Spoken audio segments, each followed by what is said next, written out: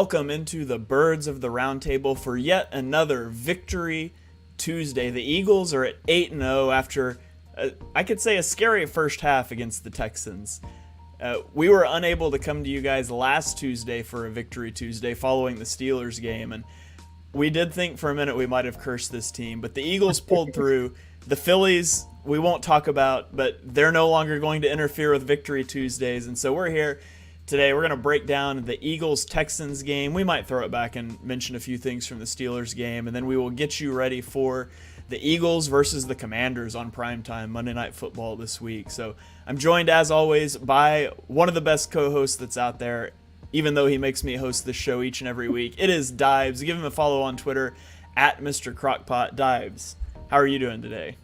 Dude, I'm going to go back because the Eagles are sitting here heading into Week 10. Early September, it was Eagles versus Lions, and we said, Shane, Ryan, myself, how funny would it be if we'll rotate hosts, because all three of us here are podcast junkies. We host shows more than what you're watching here all the time. We're like, the first Eagles loss, we switch as hosts, and it is November 8th. Going into Week 10, and my man Shane is still up top. Yeah, I never anticipate. So just a window into my production is I do Chalk Talk right after this, which I host. So I was not anticipating hosting a good 2.5 hours of podcast right all back to back on Tuesday nights. But here we are. We're having a blast doing it. And let's just be honest. I'm cool. I'm cool with doing this into February. If that's what it takes to get the undefeated 20-0 Super Bowl, let's get it done. Ryan, how do you feel about that? Hey, I'll take it. You can host for years if you want. That would be fine with me. You seem to be our good luck charm, and let's keep riding this wave. Small sacrifices. Right. It's all about. I'm putting in the work here, putting this team on my back. I'm talking about the Eagles, not these two yahoos down here, but putting everybody on my back. Let's get to the promised land. So let's dive in and let's talk a little bit about the Eagles-Texans game. And obviously we've got the Eagles-Commanders Madden preview rolling here in the background. So you guys just kick back. You can watch the game. You can listen to us yammer on about the Eagles beating the Texans. It'll be a great time. So if you're watching live here, drop us some comments. We love to interact with you guys on the show. If you're watching later on YouTube, we love you guys too. Drop some comments down there in the feed. Let us know what you're thinking about the Eagles so far. So let's talk about the Eagles and the Texans. The Eagles come out a little sloppy. They give up, a long scoring drive. I think it was a 13-play drive to start the game for the Texans. Ended in a touchdown. And then on the kickoff, they get a holding. So they're starting deep inside their own territory. And I just was thinking, oh no, this is not how you want to start a game. On a short week, on the road, against a bad team. And it was a dogfight in the first half. The Eagles had some issues. There was a Jalen Hurts fumble on some weird snap things. Yeah. There was a missed field goal, and they take it to half 14-14. I tweeted out at halftime that the Eagles were putting on a masterclass on how to lose to a bad team. There were special teams mistakes, there were turnovers, there were missed tackles, just in general sloppy play. Fortunately, we don't have to talk about a loss tonight because they cleaned a lot of that up in the second half. They end up winning 29-14, scoring 29-17, outscored the Texans 15-3 in the second half. So, Ryan, I'll throw it to you here first. What was one of your takeaways as you're watching the game? Yeah, you kind of said it best. It was very sloppy in the first half, although, it was. It was all about the long drive. I mean, the Eagles, they had 3 opportunities to, score points. They got 2 touchdowns on those. One being, again, a very nice long drive for themselves. And as you mentioned earlier, the nice opening long drive for the Texans. And yeah, it was just kind of a weird un-Eagles kind of first half. Obviously we're gonna talk a lot about the run defense, but I thought it was just kind of maybe they took the Texans a little lightly. Weren't as sharp as they normally were. Didn't have as many opportunities as they normally do. As we all know, their second quarter they just for whatever reason just love massacring people. That obviously wasn't really the case on Thursday, but yeah, I think they just kind of came into the week. It was a short week. They were just, it's the Texans. Let's just go out there and do what we do, and then the rest will take care of itself. Well, they learned quickly that, all right, they need to actually step up and really, hunker down and clean some things up. And, I think I like the way they came out of the second half. And like you said, they outscored them, in the second half, only giving up the field goal. So, yeah, I was happy to see the adjustment, which is something you always want to see, especially when you're in an unfamiliar territory. Yeah, I do have to point out that Jake Elliott missed a 54-yard field goal right before halftime, and he just missed a 55-yard field goal in our Madden sim here. So who says Madden's not realistic? And Quez had a first quarter big gain here, just like last week. Yeah. Yeah, you mentioned the run defense. That was the big question mark coming into this game, right? What are the Eagles going to do without Jordan Davis, who's going to miss 4 to 6 weeks, likely with a high ankle sprain? This season, the Eagles have given up 3.9 yards per carry when Jordan Davis is on the field and 6 yards per carry when he's off the field. And it was not good. The Texans missing their top 2 wide receivers. They were down Brandon Cooks and Nico Collins. I'm about as big of a football degenerate as there is, and I couldn't name a receiver for the Texans before that game. And so with no receiving threats, Dameon Pierce had 139 yards on 27 carries. They still ran all over the Eagles. And I saw, early in the game, I felt like Jonathan Gannon was trying to run blitz. Like, he realized that you can't just put Marlon Tuipulotu at the nose tackle and it's going to work. He knew there was going to have to be some things they did. And so they tried to run blitz. It didn't work. The tackling was poor. The gap integrity was poor. Then they went to the 5-man fronts, and they tried Big Marvin Williams at the nose tackle. They tried Marlon Tuipulotu at the nose tackle. It just did not work. And I saw Jonathan Gannon getting killed on Twitter by people, and I think that's a little overblown because he knew it was going to be a problem. But there's only so much you can do, especially on a short week, in theorizing about the answers, because you're not going to hit guys in practice at all, but definitely not on a short week. And so he came into the game with theories. They didn't work. They made some adjustments in the second half, and we'll see off of this longer week now what the next adjustments were going to be, because clearly the run defense was bad. If he comes into the Commanders game with the same plan, then I'll be upset at Jonathan Gannon. But to a large degree, I thought the players just didn't make plays. The linebackers were not staying in their gaps. The safeties weren't coming up and tackling. I put that a lot more on execution by the players, really, than the coaching staff. Love it. Yeah. I mean, it's definitely the run defense. It was definitely one of the eye openers. Like, I remember watching this game and I looked at the schedule immediately and I circled that Tennessee Titans game. How long will the Eagles' lack of run defense be able to survive? And that's the game I'm looking at. But I think my main takeaway here, I'm going back to the other side of the football. My first takeaway, because both are offense, is it's any given Sunday. Like, any given Sunday, because that was 100% a game the Eagles lose in previous seasons. The fact that they came out and took care of business. Look at that offensive line, man. That offensive line for the Eagles was coasting. The team was not prepared. The fact that they came out and won, especially in the second half, was impressive enough for me. And obviously, the second takeaway is Jalen Hurts, man. The dude has a passer rating of at least 100 in each of the last 3 games.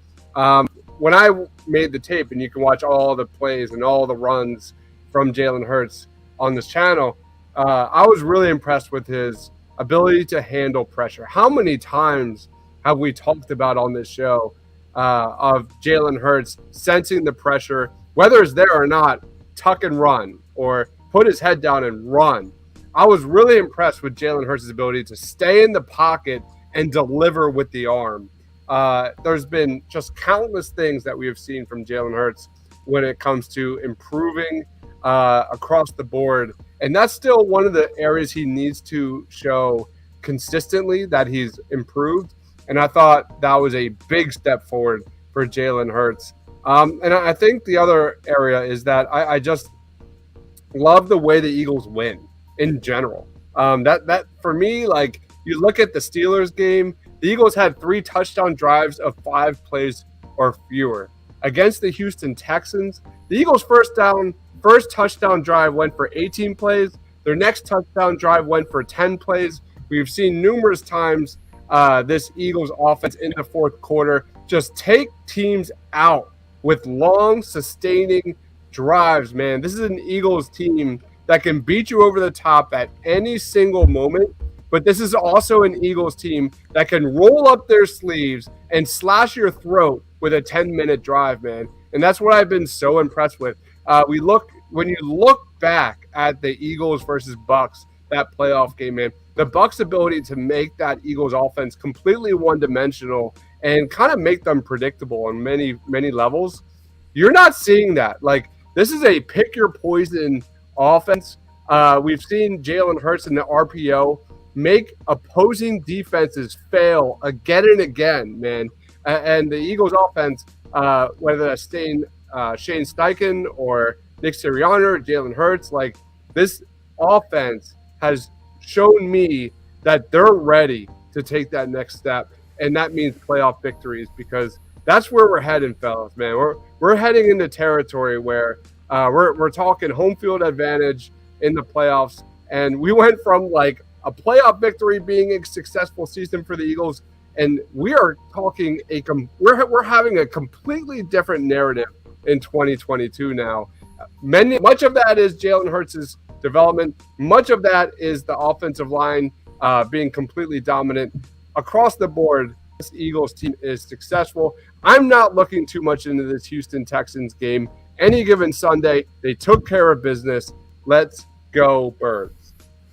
Yeah, Eagles 8-0 for the first time in franchise history. Jalen Hurts has won 11 straight regular season games now. And on the offense, too, just Dallas Goedert, man. Wow. He's so good.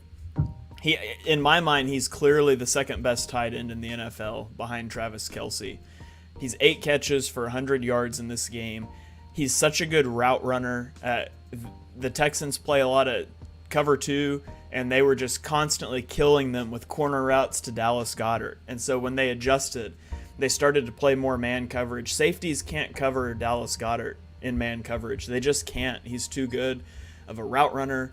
He's a yak machine. They throw him so many screens, and he's such a good run blocker too. He opens up so much in the running game. He's a complete player, and A.J. Brown gets all the hype as far as receiving weapons go.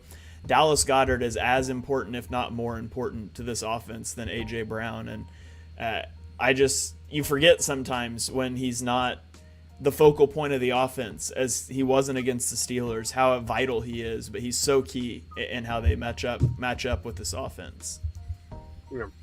Yeah, I think Dallas Goedert is just, it's weird. He's quietly just becoming one of the better tight ends in the league, and I feel like no one is really noticing it. And I think by the end of the year, you're just going to be like, wow, look at those numbers. Like, he is extremely efficient. He is, just, again, like I said, very quietly just doing whatever he wants, honestly.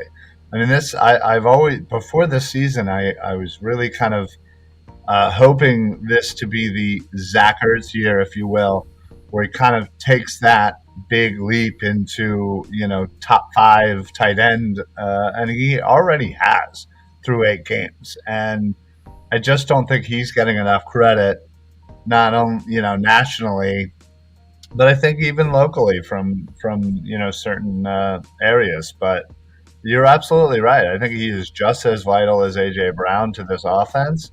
And again, you have those two. You have Miles Sanders, who's actually playing like a legit NFL running back, and you still have Devontae Smith, who's again quietly doing his thing and taking the most of his opportunities when he gets them. So his offense is fun to watch. It really is. The biggest thing about Dallas Goedert and the trend that I'm seeing lately is you look at earlier this season, especially on third down, like the go-to was typically AJ Brown or Devontae Smith.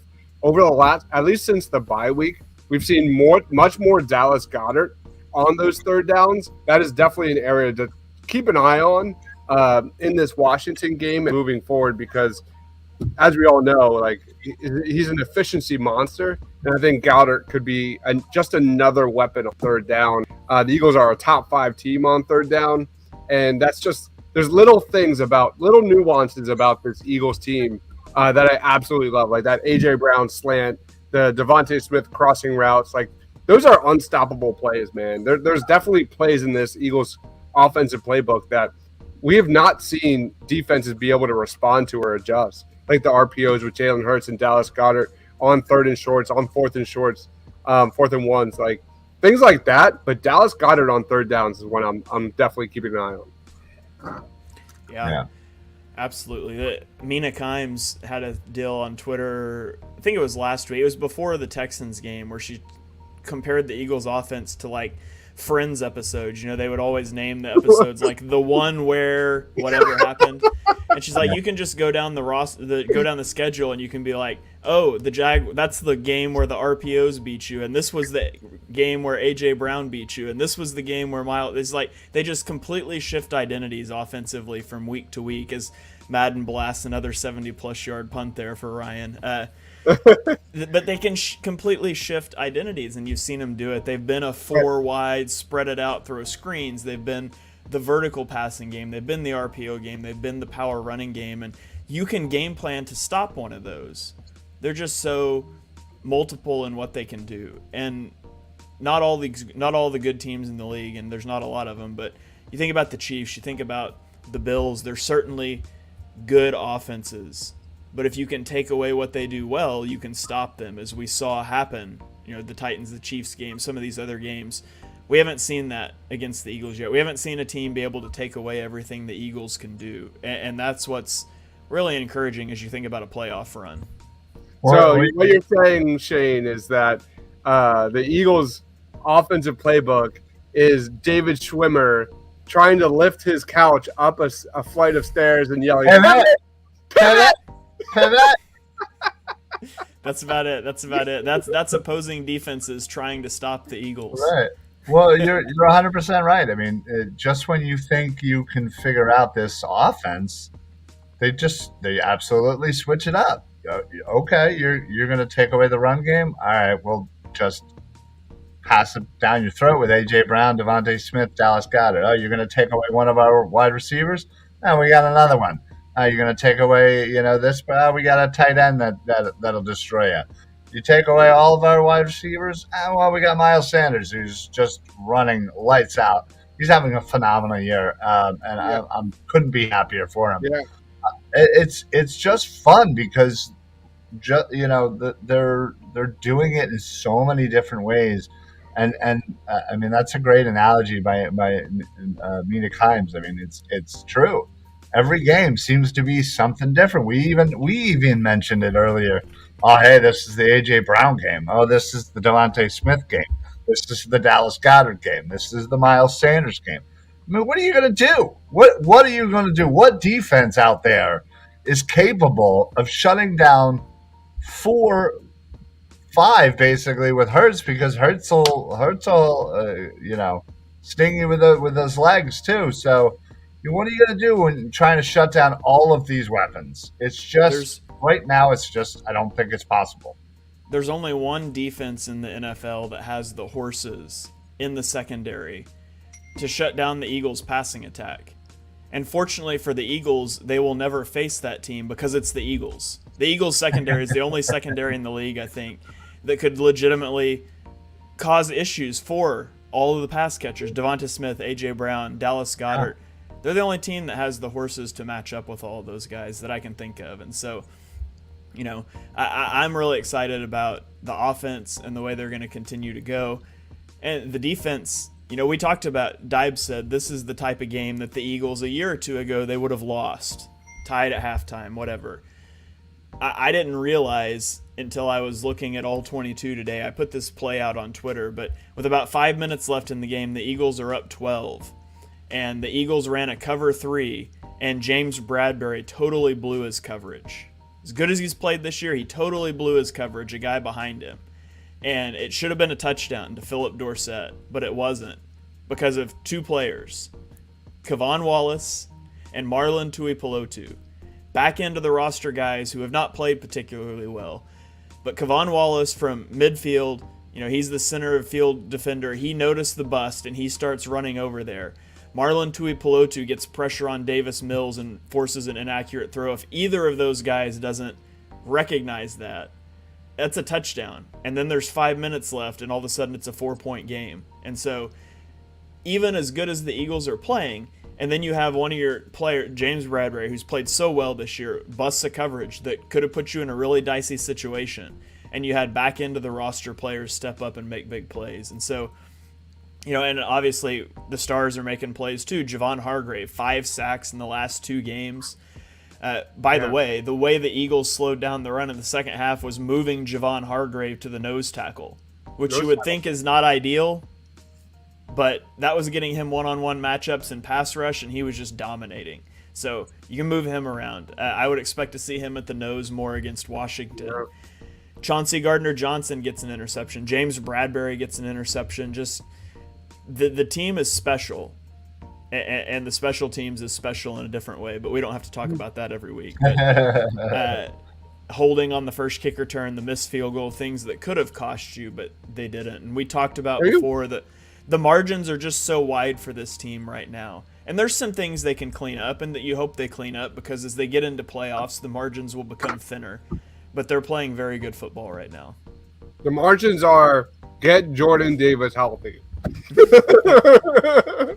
Get back soon, big guy. Yeah, absolutely.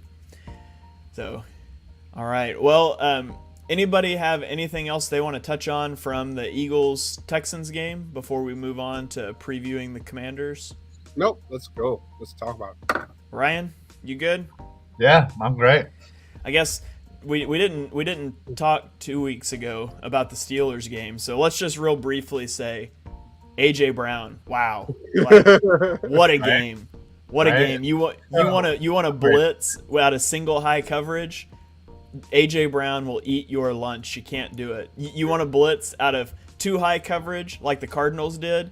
We can throw screens like that's just. And what's so good is in that game, the biggest thing I took away is I saw answers to the blitz that we haven't seen before. Yeah. I saw Jalen Hurts adjusting protections. I saw Dallas Goedert blocking to set up some shot plays. I saw Miles Sanders and Kenny Gainwell picking up some blocks. Now, that didn't hold because Miles Sanders had an abysmal day in pass protection against the Texans.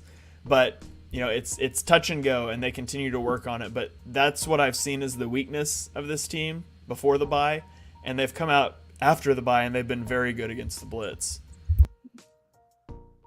Yeah, it's 100% the chemistry between Jalen Hurts and A.J. Brown, man. It's amazing what a true number 1 wide receiver, the gravity he puts on, the pressure he puts on an opposing defense, man. It's truly incredible to watch, and what it means for that trickle-down effect for everyone else on this offense. But that was something that Hurts struggled with last year, man. As great as Devontae was last year, they were not on the same page. This was the exact opposite of that between him and A.J. Brown, man. They were. It seemed like A.J. Brown could have probably had like 500 receiving yards. It was unbelievable. What an epic performance. Yeah, I really wanted him to get one more too. He was so close. Right. Yeah, and that's the thing. It's just fun to kind of see it. I mean, we all know we've we all know the last Eagles receiver to get 1,000 yards, Jeremy Maclin, blah, blah, blah, blah, blah. Like, we're not going to have to worry about that at the end of this year. I mean, we obviously, did a show where we did a lot of over-unders, and a lot of us had under just because of so many weapons, but A.J. Brown's doing his thing, and he's easily going to eclipse 1,000 yards by probably in a couple of weeks, to be honest. Yeah. It's so fun to see. It's just, I think not only is it, winning solves a lot of problems, but you obviously see this team and the vibe and just they're out there, they're having fun, we're having fun watching it, and it just makes for just a better product regardless. And I'm just really enjoying this ride, and regardless how long they keep undefeated, I know this team is a lot further than we expected, and it's really just, again, very fun to see. I love this offense, man. When they're attacking downfield with the pass, man, this offense is straight up dynamic. It's nearly unstoppable, and they kind of get in. The only times we have seen this Eagles offense kind of sputter is when they take that out of the playbook and just focus on short, quick passes and things like that. But that's everything. If Jalen Hurts continues to hit those intermediate throws to Dallas Goedert like we saw last week, if Jalen Hurts continues to show more and more chemistry with A.J. Brown down the sidelines, man, it's just the future is so bright. Yeah, A.J. Brown ranks third in PFF grade among wide receivers. He has a 53% catch rate on contested catches, and he's averaging 6.6 yards after catch per reception. So he'll go up in coverage. He's great with the ball in his hands. He's got 43 receptions this year, and 30 of them have gone for first downs. So wow. Incredible pace. Meanwhile, the Titans didn't complete a pass to a wide receiver against the Chiefs on Sunday night or Monday night, whatever night that game was, Sunday Night Football. So, man, just a big loss, big L by the Titans there, offloading A.J. Brown. But we thank them for it profusely. Yeah, thank you. How is our boy doing, Treylon Burks? Anybody know? He's hurt right now. He's out for he's out for like 3 weeks. Oh, man. He, I think it was turf toe or a toe fracture or something like that. Okay. So he hasn't had the best start to his career so far. Yeah, turf toe will get you. Yeah. So. Ask Michael Thomas. Yeah. Turf toe's got him for like 3 years, hasn't it? Yeah, it really has. It's funny. There's a meme floating out there of picture of Brian Robinson, man gets shot out 3-4 weeks. Michael Thomas stubs toe, out for season. Yeah. So and Michael Thomas and Jarvis Landry both out for the Saints. 2 of their 3 weapons. They got no quarterback, and that pick just keeps looking better and better. Oh yeah, let them keep sucking. Let's go. If they lose to the Steelers this week, man, the Steelers have 2 wins. If they lose to the Steelers, man, it's going to get wild. Yeah. Yeah, they should. I think the Steelers would jump them in the draft order too. So, we're going top 5 pick, man. Yeah. Top 5 pick. Man, you're in like perfect territory for Howie Roseman just hose a team that wants to trade up for C.J. Stroud or someone, and the Eagles will be set up, man. Set up. So New Orleans, we'll give you your first round pick back. Yeah. You got to give us your next 2 first rounders, and Chris Olave. Let's go. I mean, yeah, I'd do that. But I wanted, before we move on, say we end up again, pipe dream here, but say we end up with the number 2 pick. Oh God. What are we doing here? Are we trying to fleece a team, or are we just going Will Anderson and not even thinking about it? That is going to be one hell of a discussion, because a Will Anderson, Josh Sweat pass rush would be absolutely insane to watch week in, week out. My heart says hell yeah, but my brain says trade the frick back and just amass all the resources possible. If you look at all of the veterans that are going to be off this team this offseason, the following offseason, there's a lot of bodies, a lot of veterans that are going to be some could be still on this roster, but more than likely a lot won't be. And I would restock the cupboard with young talent, day 2 picks. We have been really good in that area for Howie's been on it. Howie has been on it over the last couple of years. I trade back, get another first round pick that's a little bit back, a future first round pick. I think we've got 4 already top 100 picks. Trade back, restock the cupboard, and let's go. I mean, you're absolutely right. You have veterans like Brandon Graham, Lane Johnson that need to be replaced, and you're still going to need to figure out corner, safety. Like, there are definite needs that we are going to eventually have as players get older, but I mean, that is one thing Howie has just done a masterful job of finding those replacements and keep that train moving, especially on the offensive line. So the right tackle position is like the most underrated need for the Eagles right now. So a trade back and get a right tackle that can possibly play right guard for a year and then switch to right tackle would be a really smart move. The other position is cornerback. Keely Ringo out of Georgia is a 6'2" lockdown corner, future number 1 lockdown corner, to kind of fill in that James Bradbury role, learn under Darius Slay, and kind of learn the ins and outs of the Eagles defense, because it probably won't be Gannon if things continue as it's going. That it's either Will Anderson, Keely Ringo, or trade back. Or trade back for Keely Ringo if he falls, depending on how the draft process goes. I could talk about this for hours, man. The Eagles are going to take Jalen Carter, and everyone's going to freak out that they took. No, I will not be 2 years in a row. I'll be very happy if we did get Jalen Carter. If there is a QB on the board that a team's trying to trade up to come get, you trade back every time because you can fleece a team that wants a QB. Yeah, absolutely. For sure. I still don't think it's going to be a top 5 pick, but I think it'll be top 10. Mm-hmm. The Eagles just need the Falcons or the Bucks to start winning, because that division is so bad that a 6 or 7 win team could make the playoffs, and then your pick goes from 8 or 9 to the teens, and that would be awful. So that would be terrible. Yeah, Eagles got to start pulling for the Falcons or the Bucks. Well, Tom Brady is undefeated since his divorce, so let's hope that continues. And let's go Falcons. Let's go Bucks. Mm-hmm. Yeah.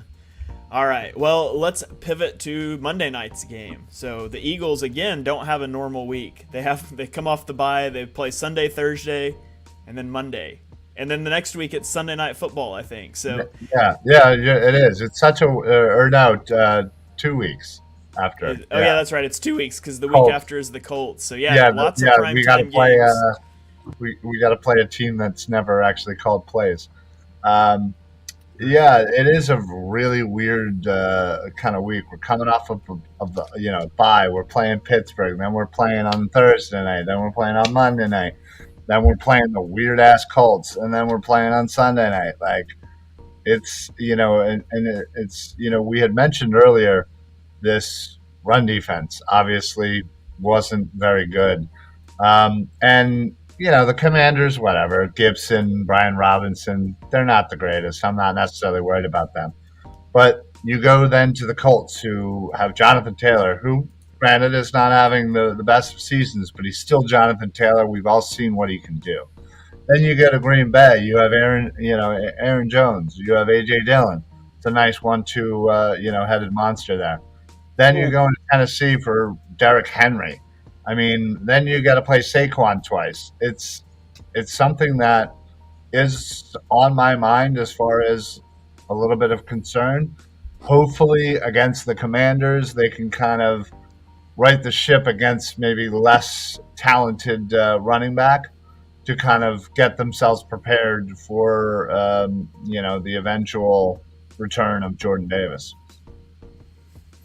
Yeah, absolutely. The Commanders aren't a great rushing team by any stretch of the imagination. They did have 137 rushing yards against the Vikings, though, on 30 carries, so 4.6 yards per carry. Brian Robinson shouldered that load. Antonio Gibson kind of split reps.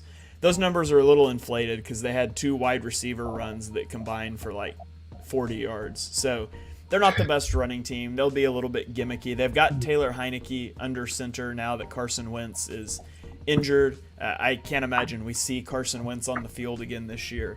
Over the 3 games that Taylor Heineke's been a starter, he has thrown an interception in each of those 3 games. He has averaged 2 sacks a game, so the offensive line looks better because he's not going to just create sacks like Carson Wentz. It's still not a great offensive line, so there's going to be opportunities to pressure Heineke. There's going to be opportunities where he puts the ball in danger, and the Eagles' defense has been so good in those situations this year. So, I'm looking for the defense to get after Heineke, to force some turnovers, and for the offense to jump out ahead early. And that's the way you limit a rushing attack. You can't stop the run, just get a big lead so they don't have time to run anymore. And so that's what I'm hoping for on Monday night. Yeah, the Eagles are going up. This defense is going up against, similar to last week, really, with the Houston Texans, against an offensive coordinator that's kind of on a hot seat. And I'm talking about Scott Taylor here. He's you look at this offense, man. I watched highlights of the Commanders game last week. You saw a quarterback draw on 3rd and 9. I don't know if you guys saw that. That was kind of wild. You saw a bootleg on a 4th and 1. Scott Taylor has been heavily criticized in Washington. So obviously the Commanders need to find a way to increase their offensive production. But you look at this first half offense for Washington: 14, 0, 0, 7, 10, 3, 10, 7, and 3. This team averages 6 points per game in the first half. They're bottom tier in the NFL in first half scoring margin at -52. So knowing how good this Eagles first half offense is, especially in that second quarter, man, this game could get ugly really, really fast. But going back to that Eagles run defense, man, we're going to get our first taste of Brian Robinson. We didn't really get to see him that much in week 3. This dude is really strong, and I'm more worried about the Eagles' personnel. I'm more worried about their tackling. Their tackling has been really poor this year, just like the run defense. The Eagles are tackling rushers 5.07 yards beyond the line of scrimmage. That is 30th in the NFL. And they only have 27 tackles for loss. That is 6th worst. You look at this last week, they had 14 missed tackles. They have 82 missed tackles this season. So it's not been good, man. The good news about this game, the interior offensive line for the Commanders is really bad.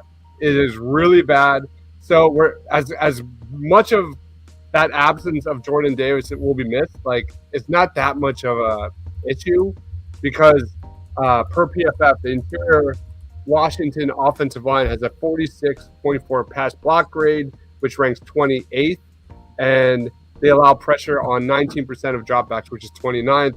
And you look kind of back, like this team offensively is pretty much inept. They struggle pretty much on all levels. So as much as we want to be worried about the Eagles' run defense, you should calm the panic button just a little bit. Yeah, got a comment coming in on YouTube. Asks if Brian Robinson's a lot like Dameon Pierce. I haven't watched it. They've got similar skill sets. They're both kind of downhill power type runners. Pierce is a lot more talented back than Robinson is, though. A lot more physical tools, but they're going to run the same way. I want to throw a quick nod out here because if you go back to our draft process, Dameon Pierce was one of our favorite draft prospects that we raved about through the process. We were much lower on Brian Robinson, to be fair. and Dameon Pierce has had a terrific season. Yeah. No, yeah, absolutely. Coming out of Florida, I think he was one of those that, wasn't getting a lot of hype, as some of the other major names in the running back class. And yeah, this was one of those that, man, wouldn't that be great if the Eagles could scoop him up in the mid rounds? But obviously, the Texans grabbed him and have themselves a good little starting running back for probably years to come. But but going back to the run defense, you're absolutely right. Their defense, I feel like there's a lot of talk about the Commanders' defense, and that defensive line. They have not been playing good. I mean, it is just, you look at the talent. I mean, granted, they have some injuries. Obviously, Chase Young is banged up, but man, they just have just not been playing well. So you're absolutely right. We get out to a 2-touchdown lead. Yeah, they're not going to be running the ball, for that much, So again, I kind of, in a way, want to see them get tested a little bit, just to say, hey, all right, they made some adjustments. They obviously are still missing Jordan Davis, but they're doing the adjustments with what they have. Yeah. But you're right. They probably won't be seeing much of it, especially in the second half. Well, what I will say about this Washington defensive line, yes, they haven't had everybody healthy, and that is so big. When they have all their horses on that defensive line, they're actually really, really good. Like you said, Chase Young's hurt. But there's two guys I'm most worried about on that Commanders defensive line. One, of course, is Jonathan Allen. Jonathan Allen was a big-time problem against the Minnesota Vikings. Not unlike the Eagles kind of last year, they're not getting major sack totals, but they are doing pretty well when it comes to pass rush win rates and stuff across the board. Jonathan Allen's really good. He's got 31 pressures on the season. This guy always seems to be kind of the rock for Washington. And the other guy is Deron Payne. He is super underrated. He's got 6 sacks. Underrated. He's got 6 sacks. He's got 26 pressures in the season, man. The good news is the Eagles' biggest strength is their offensive line, so I'm not really that worried because, the Eagles' O-line has allowed pressures on just 21.4% of dropbacks. That's top 10 in the NFL per PFF. Those two guys, they're more so effective on the pass rush. So Jonathan Allen on the interior with Deron Payne are absolutely legit. The problem is they can't, as a group, stay healthy with Montez Sweat and Chase Young. Yeah, that's also worth noting that the Eagles really struggled to run the ball when they played the Commanders earlier in the season. I think it was week 3. Was it week 3? Something like that. Yeah. They only averaged 2.4 yards per carry. It was a big Jalen Hurts game. He threw for 340 yards and 3 touchdowns because the Commanders' secondary is not great, but they do have a really stout run defense, and so probably not going to see a big Miles Sanders day in this one. You're probably going to see a lot of throwing the ball, a pass-heavy approach early in the game.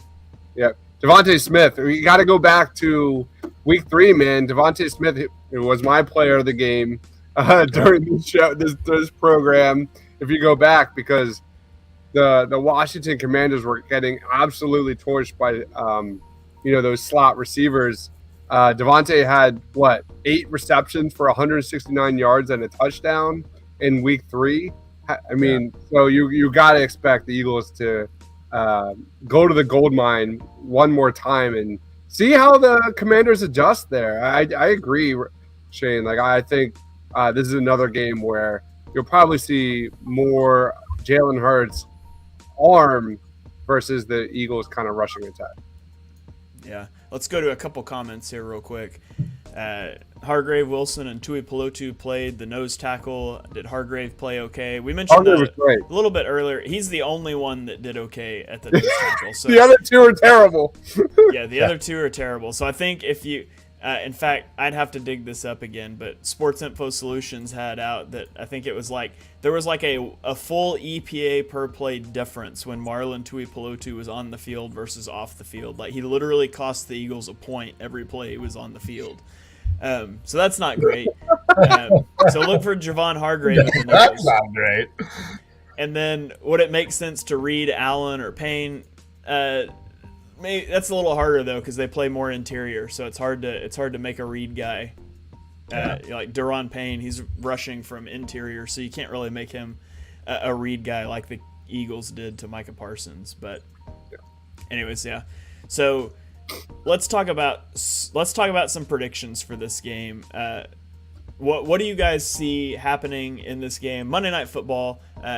Of course, we're being robbed of the opportunity to welcome Carson Wentz back to the link, but that's a little sad. Ryan, drop a prediction on me. What's something that we're going to see happen on Monday night? Well, I was lucky enough to be down in Washington for this week's matchup. It was truly electric. It was an absolute home game. As we all know, the Eagles fans love to travel. So I was lucky enough to see Carson at least play against the Birds. But, yeah, it's going to be a little sad. I think Heineke is done rather well. Wow. I'm sorry. I got distracted by the interception. Just fourth and 23. You're just supposed to drop that. You're not supposed to intercept it. Right, yeah, because you could have just ran it in from there. Listen, I think I think they kind of something happened with this Houston game, and I think obviously the talk at halftime probably was like, get your heads out of your ass, like let's go, like you should be dominating this team, and hopefully that whole valuing their opponent is the last time we see that. So I'm predicting probably 29 to, I'm going to say 15. I'm going to say it's a double-digit win. So, all right, Dives, what do you have for this game? The first thing I think about this game is obviously it's not even Devontae Smith going absolutely ham in week 3. It's the Eagles pass rush. That's what I'm most excited about in this one. I know you don't have Carson Wentz. Oh no, ball's out. What? No, Third and 1 from the 2-yard line. With a minute and a half left. And Jalen Hurts gets strip sacked for a touchdown. Madden does it again. Pending an extra point, this game is going to be tied up with 91 seconds left. No way. The show's not ending yet. It's not over yet. That's so funny. Yeah. Just going back to the pass rush for the Eagles. Hargrave, as you said, Shane, that's a guy to watch out for. 5 sacks in the last 2 games since the bye week. He's been really, really good. The Eagles had 9 sacks and 17 quarterback hits in week 3. So I'm expecting a lot of pressure from this Eagles defensive line. Predictions-wise, I want to see Robert Quinn, man. You saw week 1, or not week 1, his first game played, 26% of the snaps. In last week, he only played 12% of the snaps. He played less. This dude is fresh. I want to see Robert Quinn have a big game here. Yeah, let's go, man. I want to see Robert Quinn. Yep. Unleash Robert Quinn against Taylor Heineke. I want to see – I'll go there. I'm going to say Robert Quinn will be the Eagles player of the game with a couple sacks, maybe a forced fumble, something along those lines. Because you look at Cornelius Lucas, that might be one of the weak spots, or arguably the biggest weak spot of this Washington Commanders team. What's his name? Sam Cosme is out. He's hurt. And Cornelius Lucas has been absolutely abused in consecutive weeks. So he plays right tackle for the Washington Commanders. So that is a big area to keep an eye out for. I love your prediction, Ryan. I think the Eagles will probably win somewhere in that like 28 to 13, 28 to 10 range. And I think the Eagles pass rush is the MVP yet again. Nice. Yeah, I've got Eagles 28-10 in this Oh, one. get out of here. You said 13 first. Wow. He basically prices righted you. Yeah, just Yeah. sliding right under there. Might as well just go $1, Bob. Yeah, I'm gonna say my bold prediction is that Jalen Hurts will not have a strip sack for a touchdown with 90 seconds left in the game. Should have not. I expect the Eagles pass rush to sort of tee off. Taylor Heineke's got a little bit of mobility. He's not a guy that you're worrying about beating you with his legs, but he's got a little escapability in terms of getting away from pressure. So you might not see huge sack totals in this game, but I think pressure will definitely dictate how Taylor Heineke is able to play. Offensively, I don't think it's going to be a big running day for the Eagles. This is the type of team that they're going to struggle to run against, and fortunately that's okay because they've got all the weapons you could want on the offense. I think this will be a big Devontae Sanders game. He went off the first time that they played. I could see that happening again. So I will say the Eagles jump out to an early lead in this one, and we don't really have to sweat the first half out like we did on Thursday night against the Texans. Yep. All right. Well, I guess throw your fives up. We're going to overtime here in our Madden simulation. Can I throw out a name here that I want to kind of just to keep an eye out for? Cameron Curl. I don't know if you guys know who that dude is. Yeah. But he only played his first game was week 3 against the Birds this season.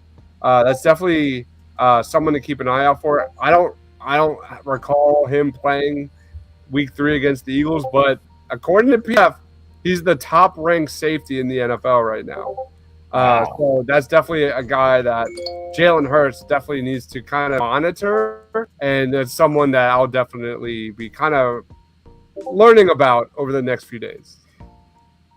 Yeah, no, I definitely remember hearing his name, when talking about week 3, and yeah, he's definitely, a name to certainly watch for. I had no idea he was the number 1 ranked.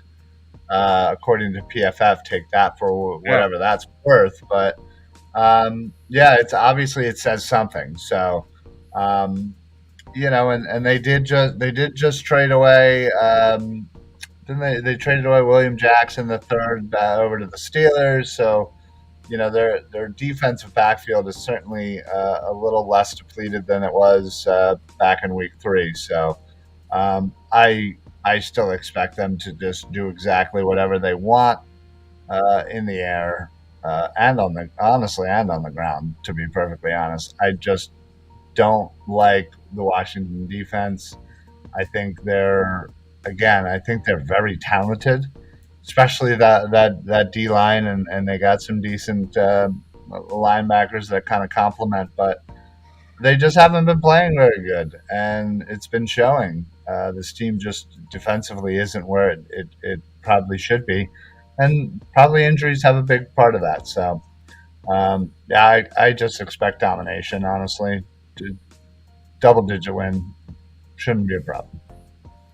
All right, we've got a question here. Will the Eagles go undefeated? Are the Eagles going undefeated this year? No, I will predict that I will be hosting this show at some point. So here, I don't think so. As I asked this question last post game, I wasn't on the Texans post game because I was asleep. But the last one, I asked this in like, what's the percentage they run this thing? And it was like around 5%.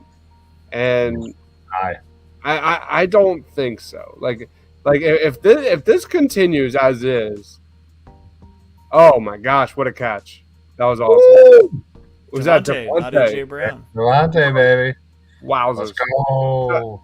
This team is just all set up to kind of like rest their starters in like week what would that be, like 17 against the Saints. Yeah, 17's the Saints. They're not resting anybody that week. Yeah, I was going to say they win that game, but yeah, you don't want to rest. they still have the Packers, who, as bad as they've played, they've got Aaron Rodgers, and he could put it together for a game. You've got the Titans, which mesh perfectly with the Eagles' biggest weakness. Yep. They got the Cowboys, who are a very, very good football team that have their quarterback yet now. And you've got the Giants, who are very well coached. They've got Saquon Barkley. You're going to play them twice. So I don't think the Eagles are going undefeated. I think they're going to be the 1 seed, though, in the NFC. Yeah. Well, yeah, again, there's just too many things that even if they were, to run the table up until, week 17, you got to know that they're just going to absolutely rest everybody. But there's always that weird game, always in the NFL, of just that team beat that team? How'd that happen? And I feel like, it's going to happen probably for the Eagles, and we're just going to sit there and wonder what the heck actually happened. And wow, ready? I'm expecting 2 losses for this season. By the way, great sideways throw to Devontae. So here's a question for you guys. The Eagles have lost 5 of the last 6 games against the Titans. The last time the Eagles beat the Titans, who was the Eagles quarterback? Oh, did they win the game? Because I have seen the Titans in Lincoln Financial Field, and I think that might have been the game that they actually won. Kevin Cobb. Nope, that's a good guess. I just figured it was someone fairly obscure. Trying to Jeff figure Garcia. out what. For now, I don't think it's that far. I want to say it wasn't that far off. Like it wasn't like a long time ago. So I'm gonna say somebody like Nick Foles. Good guess. It was Mark Sanchez. Mark Sanchez, yeah. See, I knew it. God.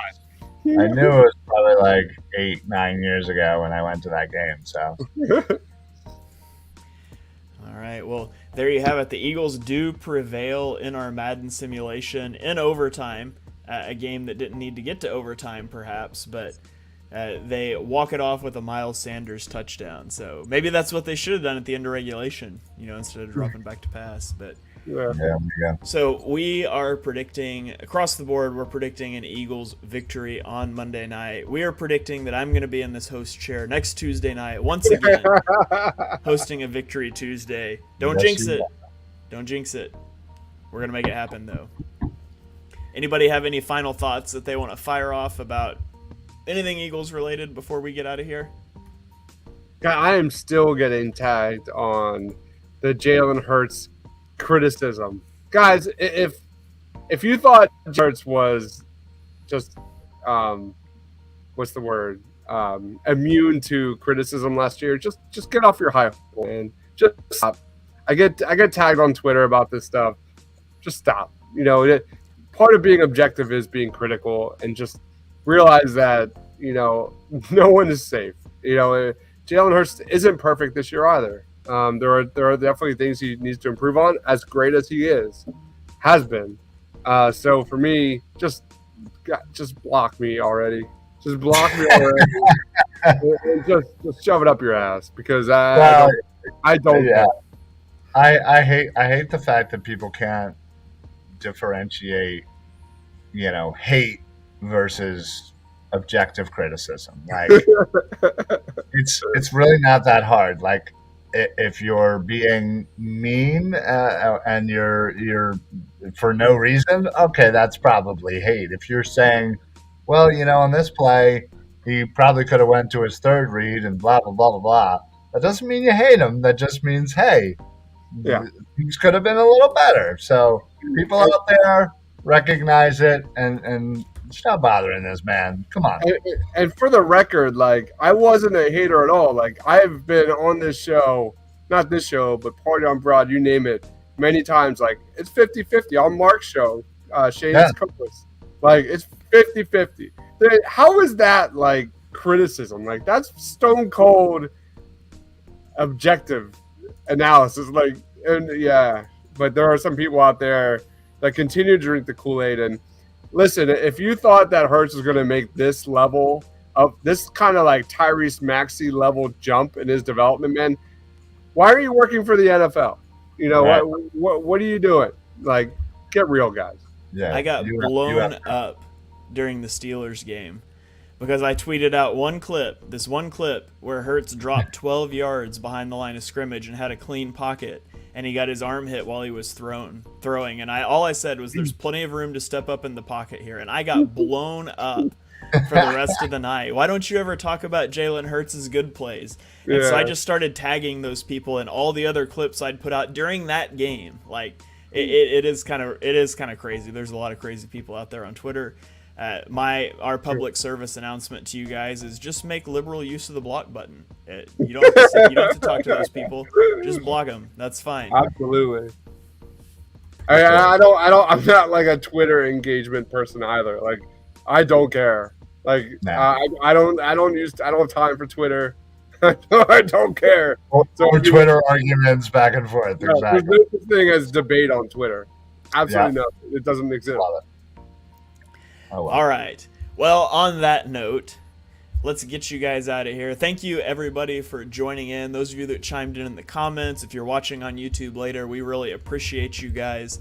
If you would like to follow along with more of our work, and hopefully you want to do that, you can follow us all on Twitter. I am at _TPL. Dibes is at Mr. Crockpot. Ryan is at Philly Sports PSA.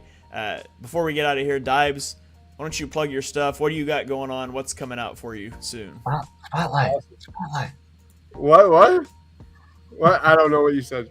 Let's see. We have Sixers post-game shows Thursday. They've got really good games coming up Thursday and Saturday against the Atlanta Hawks. That'll be a really good test for especially this Sixers defense. So when the clock hits 0, me, Sean, Tiago, and a new co-host for those will be debuting as well. So that's going to be a lot of fun. Amazing guy. Is a Sixers beat writer, and he will be joining our post-game show. It's going to be awesome. And that he'll be an official co-host. And then I believe I'll be joining Kelly Green hour on Friday to continue talking on the Washington Commanders sometime in the evening, like 6 o'clock-ish. Of course, I've already been working on my mid-season rankings for positions of need for the NFL draft. And I am really excited to say Party on Broad is coming back next week. My man Rob, after kind of a hiatus, is coming back. And I'm really excited for that. So Party on Broad will be making its return. It's been kind of MIA over the last, 3 months. It is what it is. But Party on Broad will be back on Monday nights. That'll be really fun. Eagles play Monday night as well. So pregame, halftime, postgame live will be going down on Monday night. That is basically it. Yeah. That's it. That's not much, right? Rattles off. Got a whole bunch of stuff going on. Make sure you're following Dibes so you can check out all of his stuff. Great content all the time. Ryan, why don't you plug your stuff? What do you got coming out? Obviously every Monday, we're still doing the Football Smack Talk show with Eric, who occasionally joins us here. Haven't had a Philly broadcast in a few weeks. Tuesdays have just been a little rough with the Phillies and everything, but that shall return next week with the better Ryan, as he is known around these parts. So check that out. Also, we'll be doing a live show for the Colts game in Wayne at the Italian American Club. And then, of course, this Monday, I'll be down at the tailgate. So certainly make sure you follow us on Facebook. We'll be popping some videos out at the tailgate and just having a good time and, enjoying the Birds getting another victory. All right. Make sure you are following these guys. All their stuff coming out. Keep it tuned right here. We will be back next Tuesday night to break down an Eagles victory, as we have all spoken it into existence. An Eagles victory over the Commanders as they move to 9-0. We'll be here to break it all down and get you ready for a matchup with the Sam Ehlinger-led Colts the following week. So keep Maybe. it tuned Could to be Nick Painted Foles. Lines, to Philly Sports Alliance, to wherever you're watching this video. Keep it tuned right there, and we'll be back next Tuesday night. Thank you guys for joining, and we will see you then.